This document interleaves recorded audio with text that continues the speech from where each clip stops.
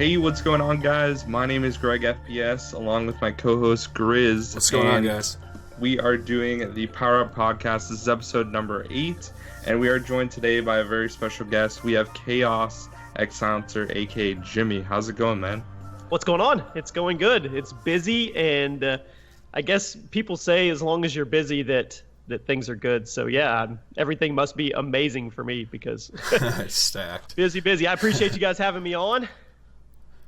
Yeah, we're going to try to keep it short and sweet today because I know you have a lot of stuff to get into today. But we wanted to kind of discuss some things going on with multiplayer. So did you want to kick that off, Grizz?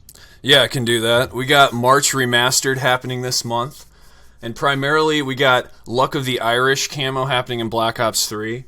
And as well as the new weapon drops. But what are your thoughts on this camo? Is the grind worth it to you? What are we talking about on Modern Warfare Remastered? No, Black Ops 3. We're talking about Luck of the Irish camo. It's that Shamrock camo. Have you seen it yet? Well, isn't it supply drops?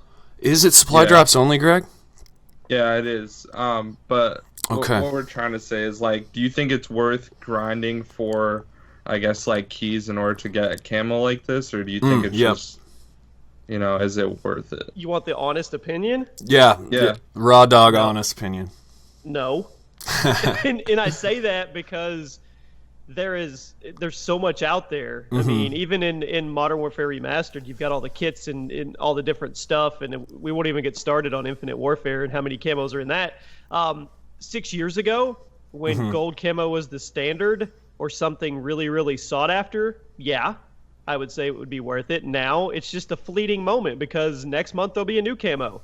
And then the month after that, there'll be a new camo. So for me personally, no. But if you're the achievement hunter guy that wants every single camo for all your guns and all that good stuff, then sure. I guess it's to each his own. Yeah, I can definitely understand that. What are your thoughts on them bringing in Daybreak, the downpour map, but bright now with no rain or anything like that? Do you think that's a good?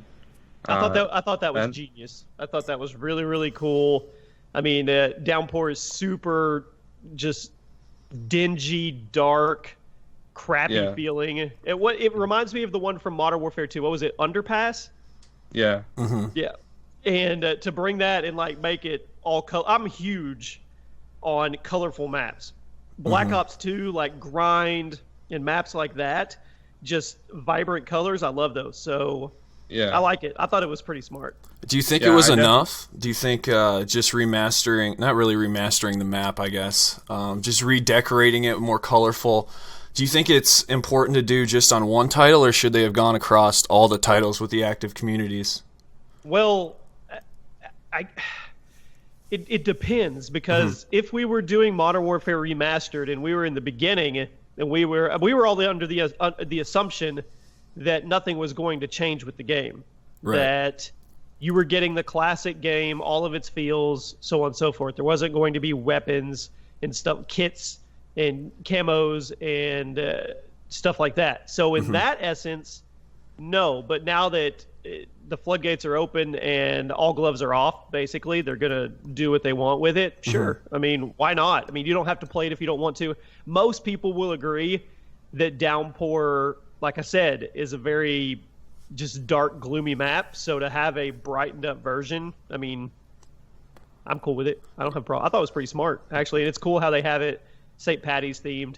Yeah, I think they're definitely going to try to bring that, or at least they should bring that to some other maps as well. They probably will. Definitely. Yeah, with I some like other I like the whole kind of holiday celebration style. It's almost like a World at Warcraft, you know, when they have like their certain events in the game that everybody goes to, like festivals and stuff.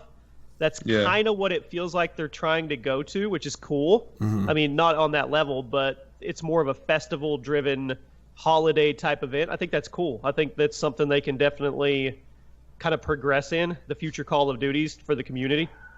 Yeah, I mean, this is the first game to have more than one, you know, themed update for a specific holiday, because they had Winter Crash as well, which I thought was good. Can you guys hear my trash. attack poodle in the background? Yeah, just a little bit, but it's not too bad. She's vicious. The last thing I wanted to add with this Luck of the Irish camo is that I tried to get the Bloody Valentine Day camo not long ago for Valentine's Day. I opened up 6 supply drops, and I earned all of them. It took me about 2 nights of just grinding extremely hard to get enough crypto keys just to do it. And I'm going to agree with you. I don't think it's worth it. No. Just to grind the keys. Once again, I guess it's to each his own. Mm-hmm. And I'm in a position right now where I'm going to probably have a chance to get that Luck of the Irish, and the only reason is because tomorrow I'm doing a supply drop opening video on my channel specifically for the Galil. Yeah. Because that's huge for me. But I'm putting restrictions on it. I'm doing one session.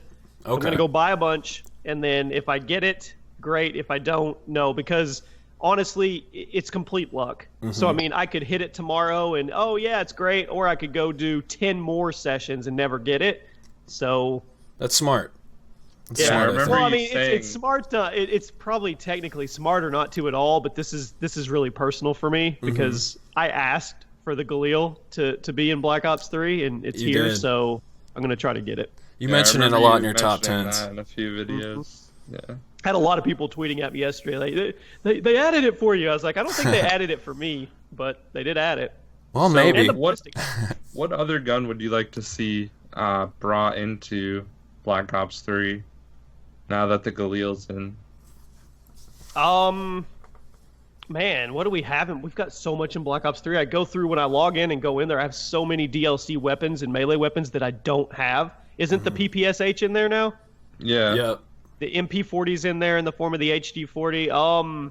So that's 2 World at War. The STG, we already saw that in Advanced Warfare. But the Tommy gun? Yeah. Well, what, the Speakeasy? Yeah, we could do the Speakeasy. I guess you could do that. Black Ops 1, I would like to see the Commando, and maybe from an SMG standpoint, the AK-74U. And then if they want to troll, maybe bring a new version of the WA-2000 sniper rifle or something. Oh, man. That'd be funny. That would be or the Javelin. Yeah, there you go. Yeah, I definitely could see them bringing some more weapons in. Me and Grizz, we primarily focus on zombies in this podcast because that's what we identify as far as like Call of Duty YouTubers, like mostly zombies. So we're kind of believing in like a DLC 5 type thing. So I'm thinking that if they are going to eventually do that they'll probably port over a few more weapons like the STG and things like that would normally be on those maps. Right. That's a good. I never thought about it like that. Yeah. Yeah. So, I mean, I really hope that happens. I know I talked to Drifter a little bit about it, and, I mean, he had a few words but couldn't really say anything, so we'll see how it goes. I mean, there's always hope, I guess. Always. And with Infinite Warfare, not doing as well, it's definitely the right time to do it, and Treyarch has so much great influence within zombies, so I know a lot of people would buy it for sure if they were gonna do it. Yeah, definitely. No, I agree. Let me ask you guys a question really quick. Sure. I just pulled up. I finished a Let's Play yesterday on Modern Warfare 2, and I put a Twitter poll up for my community to pick the next Let's Play I do, and I just pulled it up, and I got to record a Let's Play. I'm going to start one as soon as we get off this podcast, and I've got 4 options. Modern Warfare 3, Infinite Warfare, Black Ops 2, or Battlefield 1. And Modern Warfare 3 and Black Ops 2 are tied. Oh, really?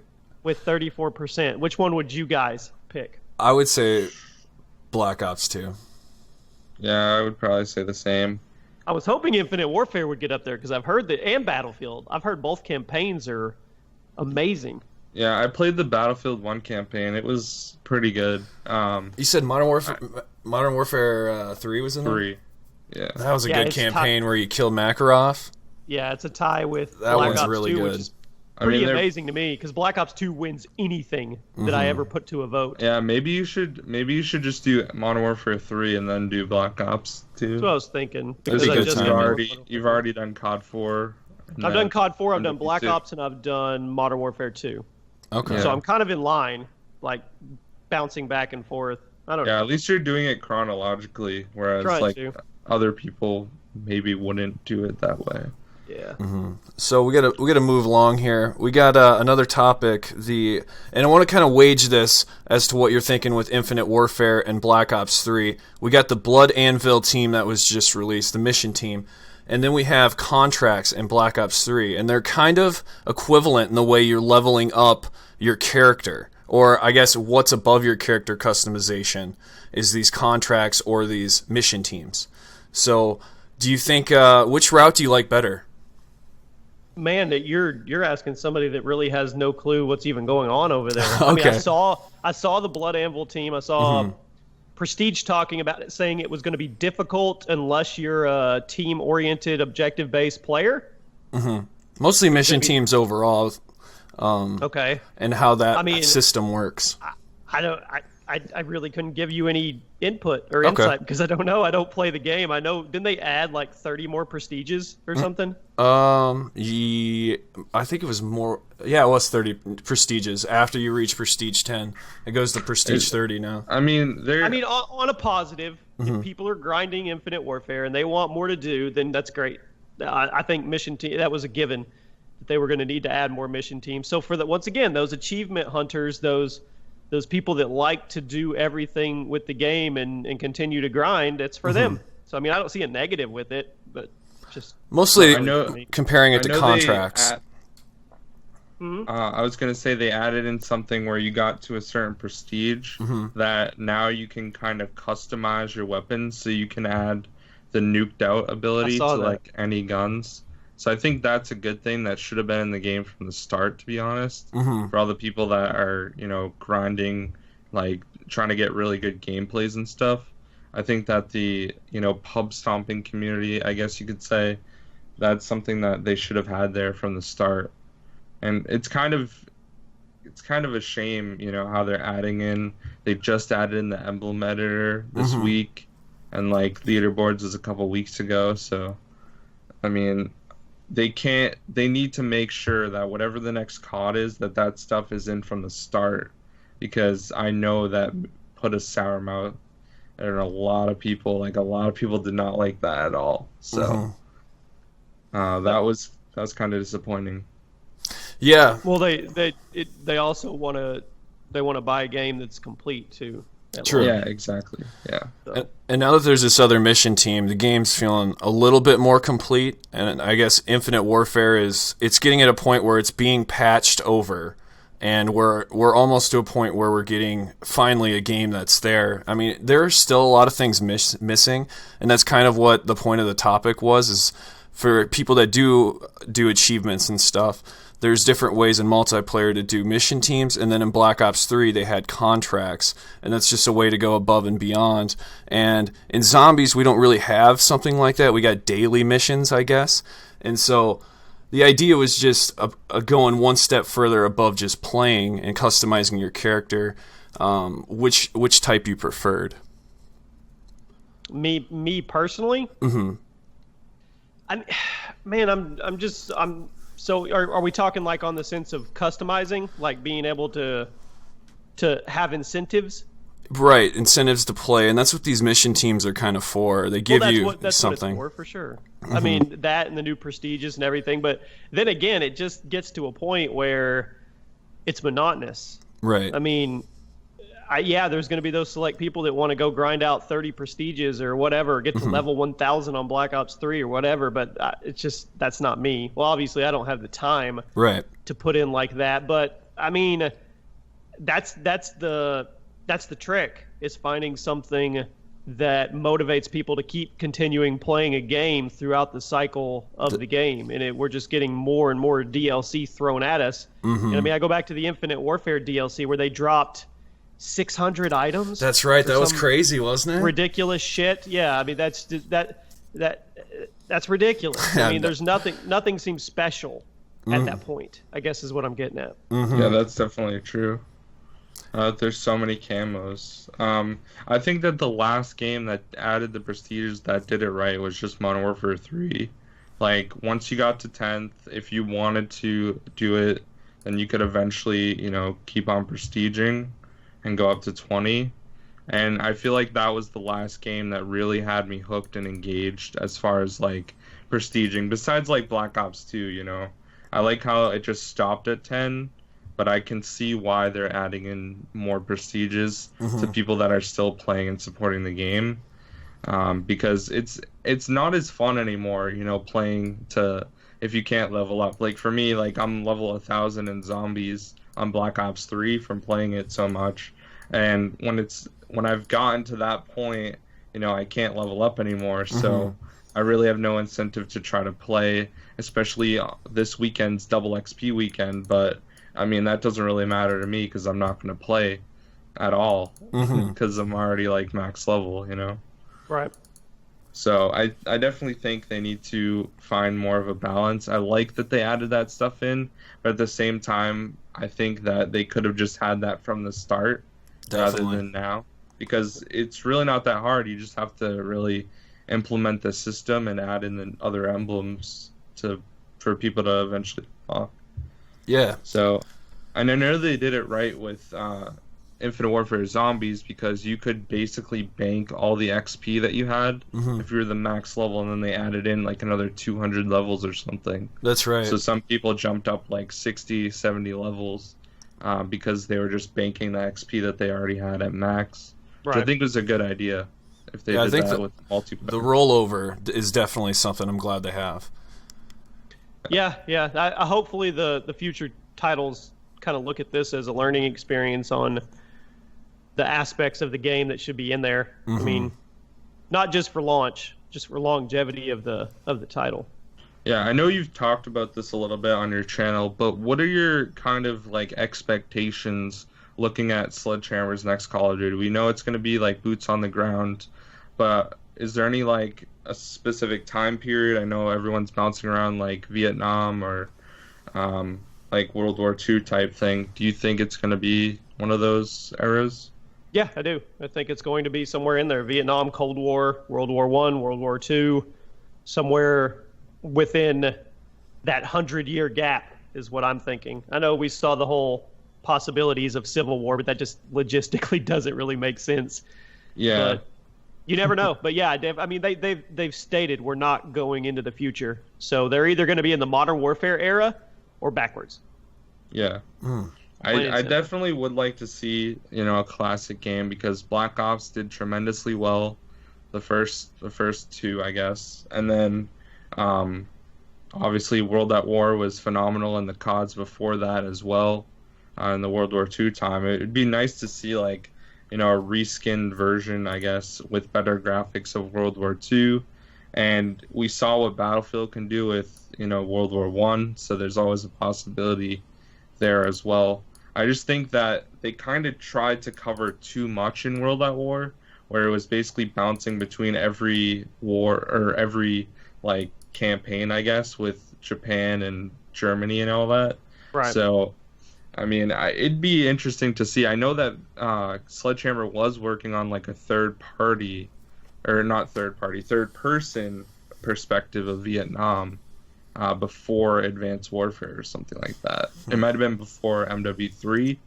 I can't remember exactly, but I know they were working on something like that. So hopefully it's like a really good time period, and they have a lot of stuff to work with there. I think they've got a ton of weapons and things they can work with in that time period. Yeah, exactly. So we're gonna. Do you want to combine the next two, Greg? Yeah, you can go for it. Okay, we got new weapons in Infinite Warfare, the RVN and the UDM. In Black Ops 3, we got the Galil and Ballistic Knife. And that's pretty much weapon DLC. But, Jimmy, I want to get your thoughts on post-season pass, like the season pass, the weapon DLC that we're seeing afterwards. The hype kind of goes up, and then it kind of drops pretty significantly. What do you think about that? Well, a lot of people are complaining that the season pass doesn't do them any good, right? Mm-hmm. Yeah. Because there's so much extra stuff being added that they still have to go pursue, whether it be through supply drops or playing the game. That's a good point.